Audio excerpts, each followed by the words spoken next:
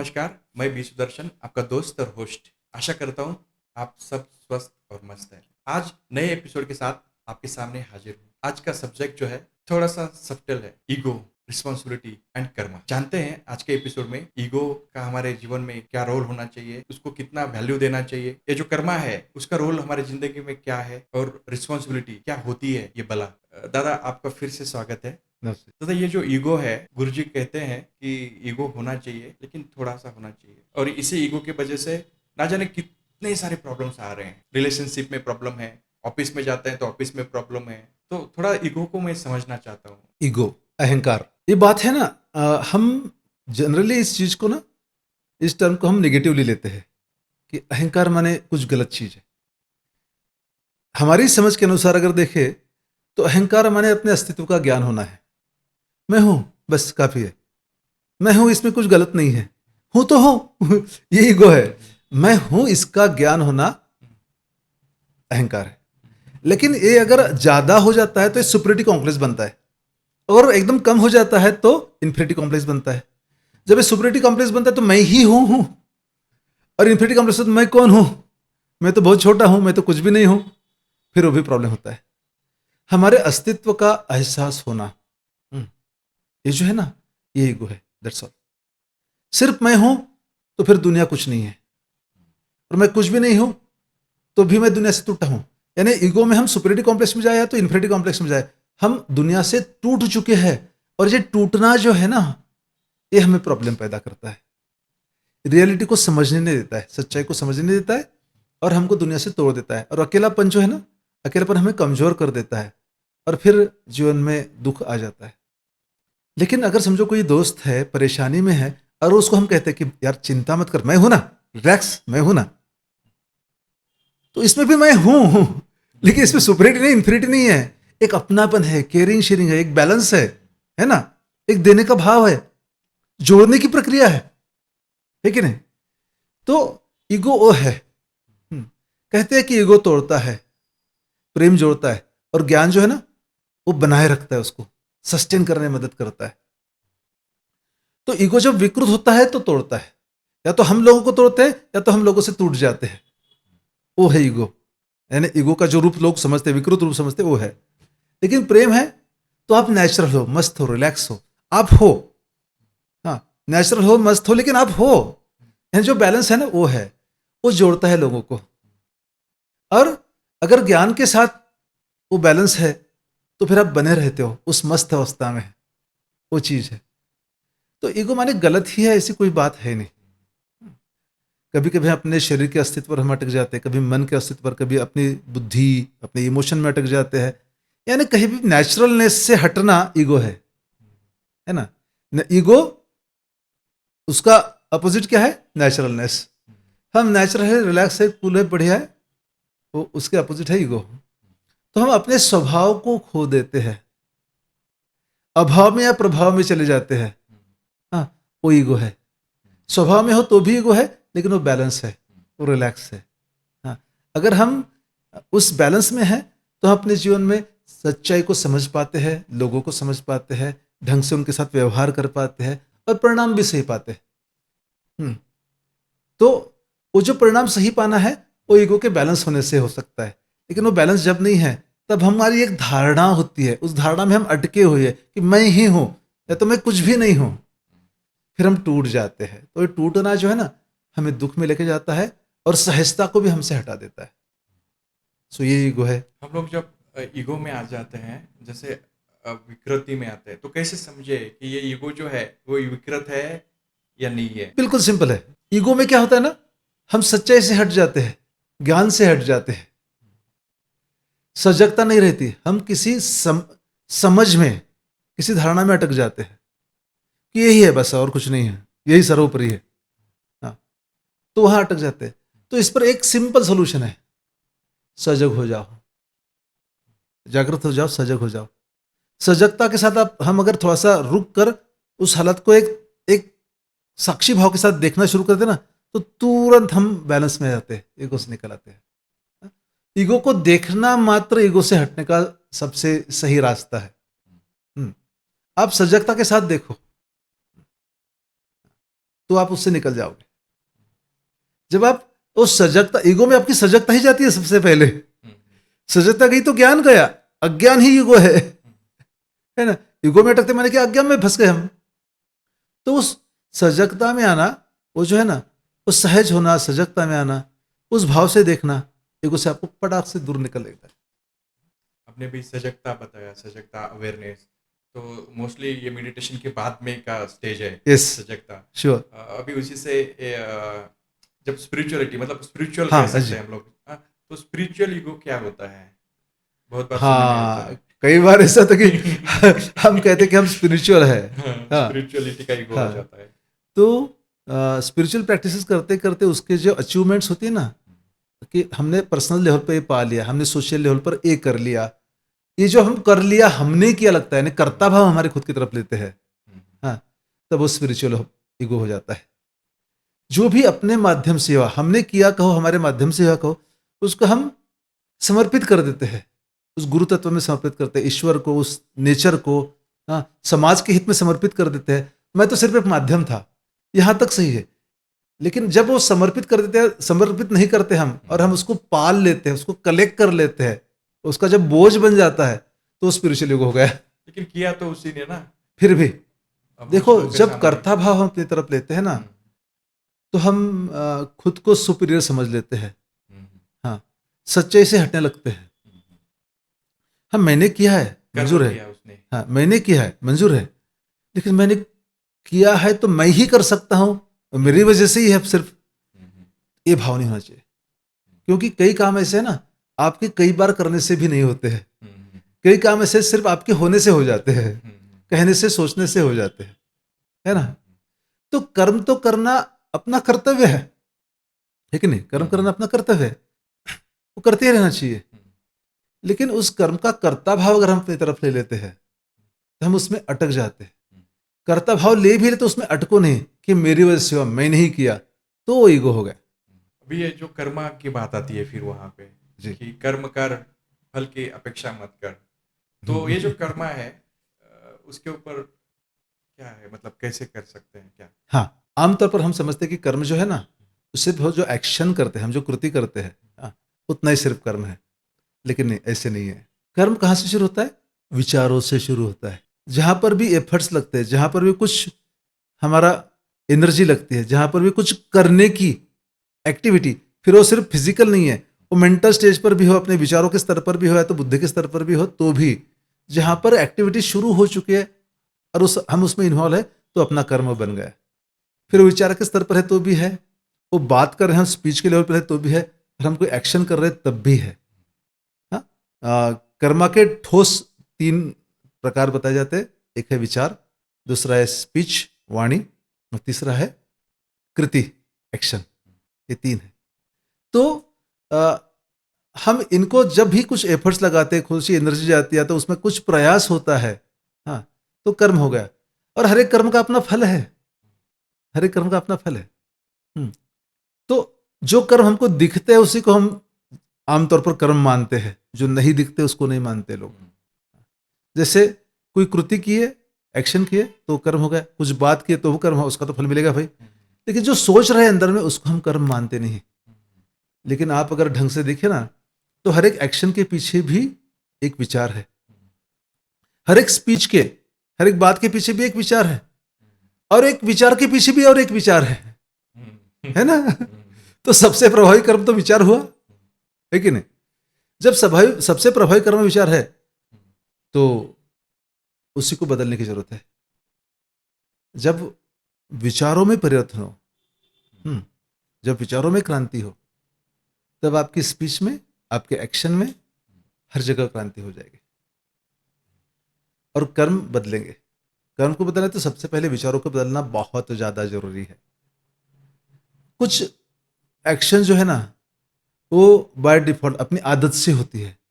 और आदत से क्यों होती है? क्योंकि उस विचार को हमने धारण कर लिया है कि ऐसा ही होता है, ऐसा मानकर उसको हम धारण कर लिया उस विचार को, या तो बार बार करने से उसकी इंप्रेशन सेट हो चुकी है, इस वजह से हम बाय डिफॉल्ट वो कर्म करते हैं। जैसे मच्छर काटा तो हो गया, हम अपने आप को चपट लगा रहे, लेकिन हमने वो कर लिया। तो जहां पर यहाँ पर बैठता है, यहाँ पर बैठता है, यहाँ पर बैठता है ना, तो वो आदत हो चुकी है। हाँ, तो रिएक्शन में वही आएगा। हाँ, तो ऐसे कुछ कर्म है कि जो आदत के स्वरूप में सेट हो चुके हैं। कुछ कर्म है जिन पर हमको सोचना पड़ता है, और जिस कर्मों पे हम सोचते हैं ना, हमारा सोचना भी इम्पार्शियल नहीं होता है। तो हमारे मन में जो विचारों का समुच्चय है, उसमें पहले की, बहुत पहले की, अब की, अब से पहले की, इस जन्म की, पूर्व जन्म की, कई जन्मों की जो भी धारणाएं या तो जो भी इंप्रेशंस बसे पड़े हुए ना, उनके रेफरेंस से हम आज के अपने विचारों को जोड़कर प्रेजेंट करते रहते हैं। आप देखिए, कभी भी आप अगर भविष्य के लिए कोई प्लानिंग करते हो ना, तो आप अपने भूतकाल के अनुभव के रेफरेंस से प्लानिंग करते हो कि वहां हम गए थे, तब ऐसे हुआ, तो फिर हमको इस वक्त ऐसा करना चाहिए। अगर कुछ वहां गए ही नहीं, ऐसे कुछ हुआ ही नहीं, तो आप नए से फ्रेश प्लानिंग करोगे। हाँ, लेकिन पहले अगर उस जगह पर गए हो, तो पहले के वहां के अनुभव को जोड़कर आप प्लानिंग करोगे, राइट। अगर वहां गए नहीं तो कहीं और गए होंगे, उसके अनुभव को जोड़कर आप प्लानिंग करोगे। लेकिन वहां जाकर कुछ सिचुएशन अलग होगी, तो आपको उस समय में जो सूझता है, जो लगता है, वो आप करोगे, राइट। तो हम कभी भी जो भविष्य के लिए एक नियोजन करते हैं, एक प्लानिंग करते हैं ना, तो वो भूतकाल के अपने अनुभव के बल पर करते हैं। वैसे भूतकाल के कई सारे अनुभव अपने अंदर पड़े, अच्छे बुरे। जब भी विचार उठता है तो वो उनको लेकर उठता है, उनके संदर्भ से आता है। अगर एक ही थीम आ जाए और 10 लोग सुन ले, तो 10 लोगों का उस पर जो कृति है, या तो जो बात करने का ढंग है, जो शब्द है, जो वॉइस मॉड्यूलेशन है, उनके एक्सप्रेशन जो है, उनकी बॉडी लैंग्वेज जो है, सबकी अलग अलग होगी। जिस तरह से अंदर वो धारणाएं बन चुकी है, उन विचारों को, संस्कारों को पकड़ा है, उस ढंग से होगा। तो इस चीज को हर एक व्यक्ति अपने अपने ढंग से प्रेजेंट करेगा। तो उनका कर्म भी एक ही बात करनी है, लेकिन हर एक का करने का तरीका अलग अलग होगा, उसकी सूझ अलग होगी, उसके पीछे वाली। हाँ, इस वजह से उनका फल भी अलग अलग बनेगा। हाँ, तो जब तक हमारे कर्मा इम्पार्शियल वैसे जैसे वैसे सटीक जाते नहीं, तब तक कर्म का हमको वैसे जैसे कि वैसे रिजल्ट नहीं मिलेगा। हम अपने पूर्व कर्मों से जोड़कर उसका रिजल्ट लेंगे, और उसी को हम नसीब बोलते हैं, जो हमने इकट्ठा करके रखा हुआ है ना। हाँ, उसके भी फल आते हैं काम करते करते। किसी को हमने गलत, किसी ने हमारा गलत किया, तो हमने उनके बारे में बहुत ज्यादा गलत सोच लिया। बार बार बार बार, महीना 2 महीना 2 साल सोच सोच के हमने अपनी धारणा गलत बना लिया, अपनी सोचने का ढंग गलत बना लिया। और अब अपने लिए कुछ कर्म करना है तो भी वही जागता है, उसी के साथ संपर्क में आकर हम कर्म करते, फिर अपने साथ गलत होता है। तो बोलते गलत कर्म का गलत फल मिला है। इसलिए कर्तापन मत लो। जब हम किसी चीज का कर्तापन, पहले प्रश्न में आपने जो पूछा, जो कर्तापन हम जब लेते किसी कर्म का, तो हम हमारे साथ हमारे जो भी अंदर मन में बसे हुए इंप्रेशन है, उनको जोड़ के करते हैं। हम करता है ही नहीं, करता तो वो है ना, जो भी ईश्वर गुरु जो भी है, तो वो अज्ञात शक्ति है, वो करता है। वो अगर करता है, हाँ, तो हमको बस एक समर्पित भाव से करना है। जो जो दिख रहा है उस पर हम कर रहे हैं, चले जा रहे हैं। हाँ, और फल भी उसका है, यश भी उसका है, अपयश भी उसका है। तो फिर उस वक्त उसका फल हमें जुड़ता नहीं है। What about responsibility? हाँ, जिम्मेवारी देखियो, जिम्मेवारी हमारी जो जो जरूरतें होती है उनको पूरा करने की जो भी प्रक्रिया होती है, उसको हम जिम्मेवारी कहते हैं, राइट। तो वो तो करना ही है।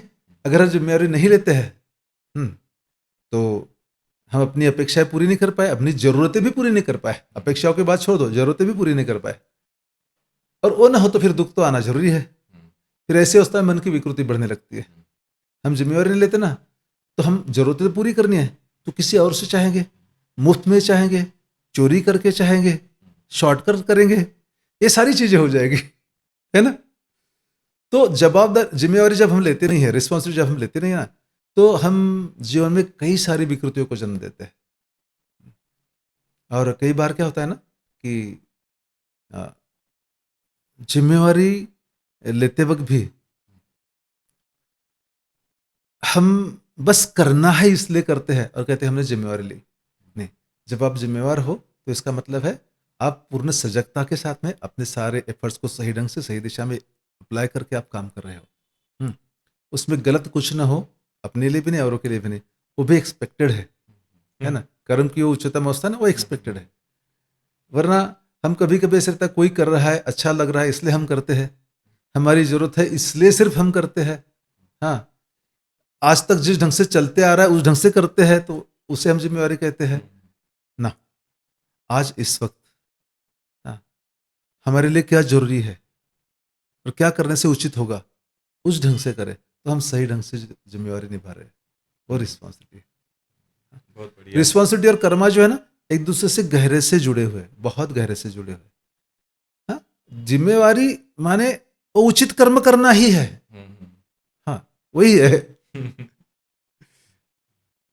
और ईगो जब आ जाता है जिम्मेवारी में, तो फिर वो एक बाकी सारा वो सीक्वल शुरू हो जाता है, डाउन डाउन डाउन वाला। इसका पूरा रिलेशन है। जिस बिल्कुल है। अक्सर फैमिली में जो भी झगड़े होते हैं आजकल, तो उसका मेन रीजन जो है वो ईगो ही होता है। जी, तो इसको मतलब कैसे रोक सकते हैं हम लोग? बहुत सिंपल है, बहुत ही सिंपल है। हम अपने अपनी भावनाओं को देखना शुरू कर दे, अपने मन को देखना शुरू कर दे। अगर वो अभ्यास होने लगे ना, तो धीरे धीरे इससे निकल जाओगे। अब वो अभ्यास कैसे? हाँ, बस भाई मुझे गुस्सा आया ना, तो ये गुस्से से संभलना मेरा काम है। ना कि कोई आए और मुझको सहलाए, भाई अरे छोड़ दो, ऐसा हुआ वैसा हो गया, हाँ फिर छोड़ दो। उस पर उपकार करने के लिए हम गुस्सा छोड़ने का नाटक करते हैं, अंदर में तो वैसे ही बसा पड़ा रहता है। वो ना हो, हम खुद समझे कि भाई हम अगर 4 दिन 8 दिन इस गुस्से में बने रहते हैं तो क्या होगा ना, हमारा मन खराब होगा, मन पर गुस्से वाले संस्कार बनेंगे। इससे वो मेरे चेहरे पर भी दिखेगा, मेरी बॉडी लैंग्वेज में भी दिखेगा, मेरी बातों के ढंग में भी दिखेगा, मेरे काम करने के ढंग में भी दिखेगा, परिणाम भी उसके स्वरूप ही आएगा। तो हम खुद की हानि ज्यादा कर रहे हैं, किसी एक भावना में धसे रहकर हम खुद की हानि ज्यादा कर रहे हैं। और उसका परिणाम फिर सबसे ज्यादा कहाँ आएगा, जहां जहां पर हम होते हैं। फिर अपना परिवार हो, अपना वर्क स्टेशन हो जहां हम काम करते हैं, या तो जिस समाज में हम रहते हैं वहां पर। क्योंकि हम जो भी एग्जिबिट कर रहे हैं, हम जो भी इमिट कर रहे हैं, जो बाहर फेंक रहे हैं, जो दिखा रहे हैं, हाँ वो तो अपने अस्तित्व को ही दिखा रहे हैं।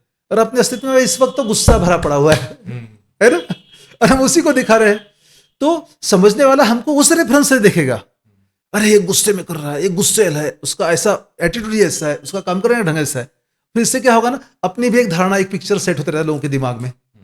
और ये पिक्चर हमें लॉन्ग टर्म के लिए लॉस देता है। आज आप समझो गुस्से से तो निकल आए हैं, अब नॉर्मल हो, खुश हो, लेकिन कल उन्हीं लोगों में जब जाओगे तो उनके दिमाग में वो फ्रेम सेट है कि नहीं? और वो फ्रेम जो है ना, वो फ्रेम आपको लॉन्ग टर्म में फेंक देगी गलत गुस्से वाली इंप्रेशन के साथ में। तो वो ना हो, इसके लिए अपनी भावनाओं को संभालना अपना कर्तव्य है। तो बार बार देखिए, जब भी हम किसी इमोशन में, इमोशन आएंगे, किसी इमोशन में फंसे रहते ना, उन्हें जाना भी चाहिए। कब जाए, कितना समय रुके, ये मैटर करता है अपने अंदर क्या संस्कार होगे नहीं होगे। तो थोड़ा सजगता के साथ, जैसे आप पहले भी बात हुई कि ईगो को हम कैसे नष्ट करेंगे, कैसे संभालेंगे, तो सजगता के साथ खुद की तरफ, एक दृष्टा भाव से खुद की तरफ देखे कि अरे ये सही है क्या मेरे लिए, नहीं तो फिर छोड़ो ना यार, है ना, इससे मेरी हानि ज्यादा है और के बजाय मेरी ज्यादा हानि है, तो मुझको ये बात छोड़नी चाहिए अभी। तो उसको छोड़ने का प्रयास करेंगे, प्रैक्टिस से होगी। हाँ, प्रैक्टिस के लिए क्या tools? एक तो समर्पण की प्रक्रिया होती है। जैसे आप नमन करते हो ना, तो नमन करते तो क्या करते हो ना, आप समर्पित होते हो, मन को छोड़ देते, विचारों को छोड़ देते हो। जैसे झुकते हो, घुटने टेकते हो, हथेली और अपनी जो कोहनियां टेकते हो, मस्तक टेकते हो, स्पाइन को रिलैक्स कर देते हो, ढीला छोड़ देते हो। तो शरीर जब ढीला छूटता है ना, तभी आप सांसों को ढीला छोड़ सकते हो। शरीर, सांस और मन, ये तीनों आपस में इतने गहरे जुड़े हैं ना कि इनको आप सेपरेट नहीं कर सकते हो। लेकिन शरीर को ढीला छोड़ो तो सांसें भी रिलैक्स हो सकती है। सांसें और शरीर दोनों एकदम रिलैक्स हो जाए, ढीले हो जाए ना, तो मन भी ढीला होता है, मन भी छूटने लगता है। और उस अवस्था में फिर अगर आप सजगता के साथ आने वाले जो भी विचार आ रहे हैं, उनको आने दो, जाने दो, आने दो, जाने दो, तो छोड़ना संभव होता है। वरना हम विचारों को छोड़ नहीं सकते। कई बार विचार हम पर हावी हुए रहते हैं, ना चाहते हुए वही विचार बार बार आते रहते हैं। नींद भी आपकी खुल जाती है आधी रात में तो वही विचार आता है, बाद में नींद नहीं आती। काम करते करते काम स्टार्ट करते हो, लेकिन थोड़ी देर के बाद में रूटीन में चले जाते हो काम के, तो वही थॉट आ जाते हैं, खाते खाते भी वही थॉट रहते हैं, ड्राइव करते हुए भी वही थॉट आते हैं, है कि नहीं? तो ये जो चीज है ना, ये चीज मन पर हावी हुए है, विचार मनन हो रहा है गहरा, तो इसको छोड़ने की प्रक्रिया वो है ना। तो इसके कई रास्ते शास्त्रों में दिखाए गए हैं। एक तो शरीर को छोड़ दीजिए ढीला, पूरी तरह से रेस्ट देके, है ना, मस्तक टेक दे, हथेली कोहनी दोनों घुटने टेक दिया, मन को, शरीर को ढीला छोड़ दिए, सांसों को भी ढीला छोड़ दिए। अब शरीर और सांसें ढीली छूटी है तो मन को ढीला छूटना आराम से संभव है। उस अवस्था में विचारों को आने दे और जाने दे, आने दे और जाने दे, एक अवस्था। दूसरा है अपने मन की तरफ सजगता के साथ देखे और जाती हुई सांसों के तरफ देखे, तो जाती हुई सांसों की तरफ साथ में वो मन की अवस्था भी छूटती जाएगी, छूटती जाएगी, छूटती जाएगी। एक दूसरा, तीसरा है मंत्र। मंत्र, शास्त्रों में मंत्र का उपयोग किया गया है उसके लिए। मननात् त्रायते इति मंत्र, मनन से अपने मन का तारण करने वाला जो मंत्र है। हाँ, तो कोई मंत्र अगर हम एक मन से दिल लगा के, अगर एक सजगता के साथ उनके कंपन और उनके उच्चारण को अनुभव करते हुए, अगर नाद को अनुभव करते हुए हम अगर करते हैं ना सजगता के साथ आराम से, तो अपने आप के साथ अपना एक रिदम सेट होता है। कोई भी मंत्र हो सकता है। हाँ, अलग अलग मंत्र है। हाँ, यूजुअली लोग गुरु मंत्र का उपयोग करते हैं। नॉर्मल स्टेज पर ओम नमः शिवाय इन चीज़ों में अपने मन को संतुलित करने के लिए बहुत ज़्यादा कारागर मंत्र है, कहते हैं, है ना। तो उनका जाप अगर आप करते हो तो क्या होता है ना कि हर एक मंत्र के कंपन होते हैं, वो कंपन अपने आप के साथ जब हम उन कंपनों के साथ जुड़ते तो अपना एक रिदम सेट होता है। विचारों में अटक कर हमारा रिदम कहीं और भटक गया था, हम उसको अपने आप के साथ पुनः रिसेट कर रहे हैं, रीएस्टेब्लिश कर रहे हैं अपने आप को, है ना। तो उसमें भी हम अपने आप को वहाँ पर सेट कर सकते हैं, उन विचारों से हम मुक्ति पा सकते हैं, है ना। और ऐसे कई सारे उपचार, ध्यान है, प्राणायाम ध्यान है। प्राणायाम से भी बहुत सारी ऊर्जा बढ़ती है। ऊर्जा जब बढ़ती है तो विचारों का धुलना, मन का साफ होना आसान हो जाता है। हाँ, ऊर्जा ही, प्राण ऊर्जा ही आपके मन को भी साफ करेगी। तो प्राणायाम से प्राण ऊर्जा बढ़ती है, और उसके बाद में ध्यान जब करते हैं तो मन का साफ होना आसान होता है और आराम से विचार छूटते जाते हैं। कहते हैं गुरुदेव परम पूज्य श्री श्री रविशंकर जी कहते हैं कि ध्यान ही मन का साबुन है। हाँ? तो साफ हो जाता है धीरे धीरे। फिर मन में एक सवाल आया, तो फिर इसके बाद भी स्पिरिचुअल लोगों में, कुछ स्पिरिचुअल लोगों में बहुत ज्यादा अहंकार होता है, क्योंकि हम लोग मंत्र जाप कर, वो तो मंत्र कंपल्सरी जाप करते हैं, मेडिटेशन भी करते हैं, लेकिन उसके बाद भी मतलब ऐसा तान के ही रहते हैं कुछ लोग, मतलब ऐसा नॉर्मली भी कॉल करेंगे ना तो बात भी नहीं करेंगे ऐसा। इसके पीछे एक भाव होता है, मैंने किया, मैंने किया, मैंने किया, मैंने किया। परमात्मा खुद भोग करता, रहा है। करतापन जो है ना। हाँ, इसलिए आपने जो कहा पहले ना कि कर्म की या फल की इच्छा, हाँ। वो वाली चीज जो भगवान श्री कृष्ण ने गीता में जो कहा है ना, वो हाँ। कर्तापन, सत खुद की तरफ मत लो। जब वो समर्पण आता है ना तो ये चीज नहीं रहती है। वरना कर्तापन सबके तरफ, अपनी तरफ तो अगर हम ले लेते हैं तो उसका भी एक बोझ बन जाता है।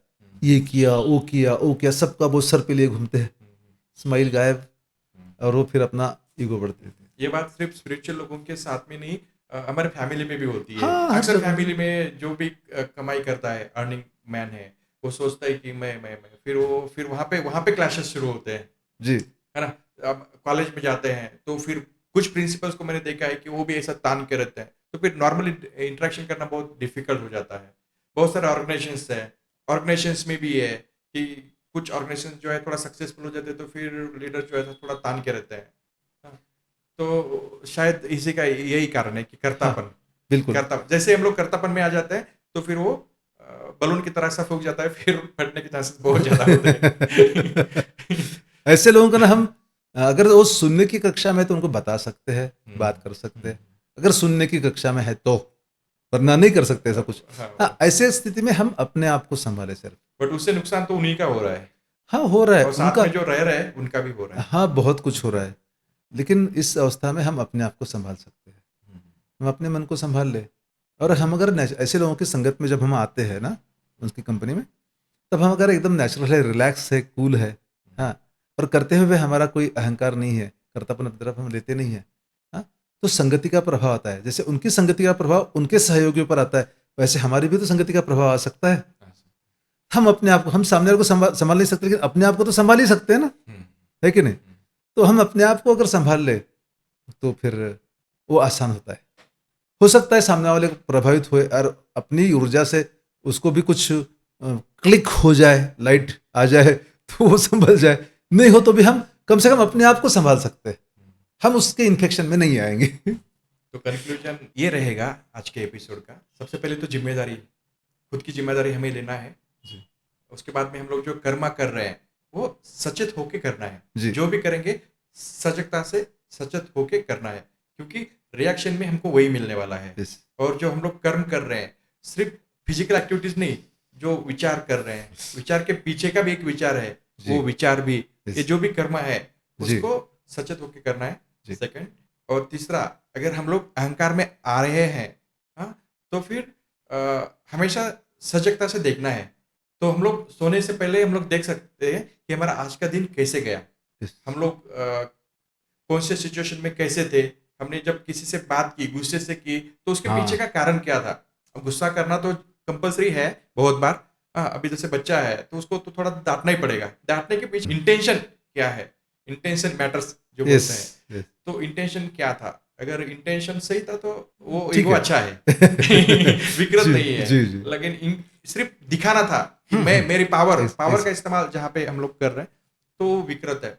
तो उस अहंकार को भी अगर हम लोग समझ सके तो मुझे लगता है कि हम लोग जहाँ कहीं पे भी है एक स्वर्ग निर्माण कर सकते हैं। यस बिल्कुल सही सबसे पहले खुद की जिम्मेदारी ली तो फिर हमारी फैमिली अच्छी रहेगी।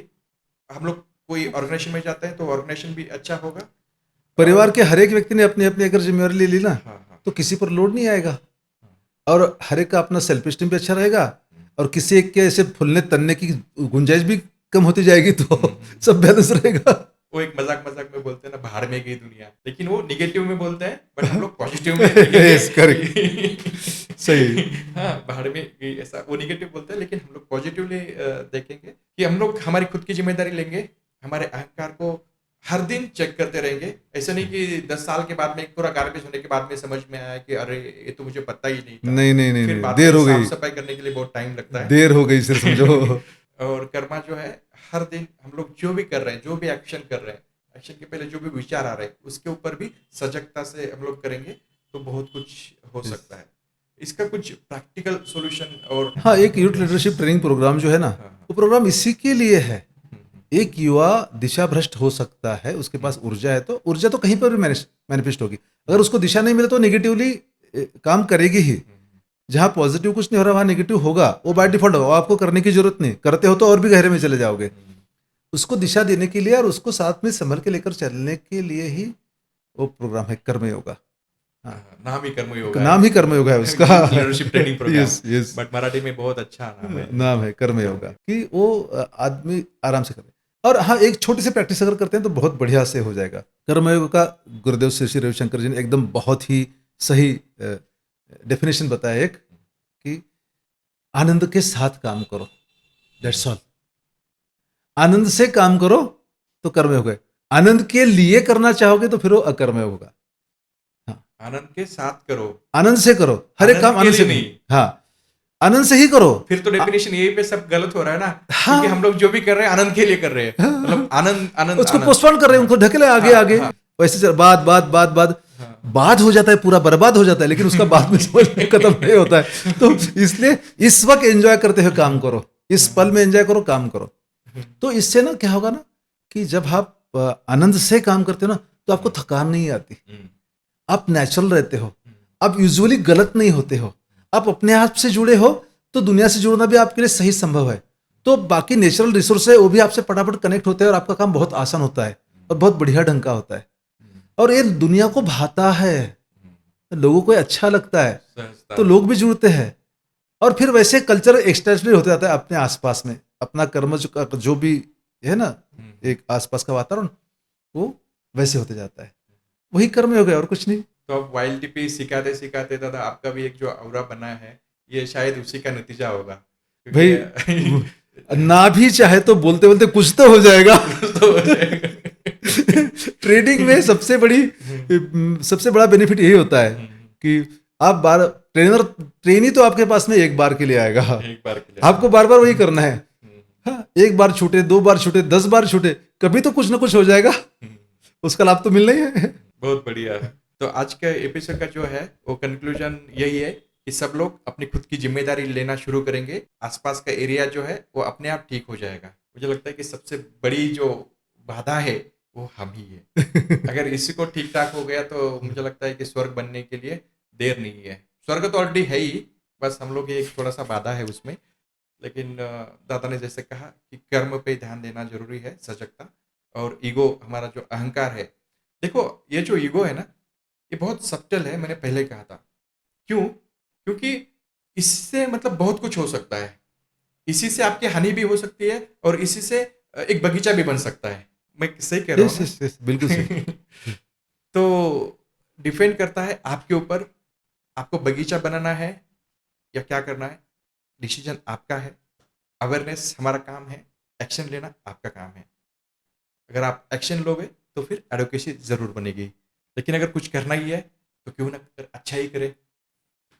तो जिम्मेदारी लेना है तो फिर आनंद से लेंगे, Yes. आनंद से लेना है, आनंद के लिए नहीं। जी सही, बिल्कुल सही। रुकते हैं इस एपिसोड के लिए, नेक्स्ट एपिसोड तक हंसते रहिए, मस्त रहिए। जय धन्यवाद। गुरुदेव, जय गुरुदेव। धन्यवाद। जय हिंद, जय जय भारत। जय।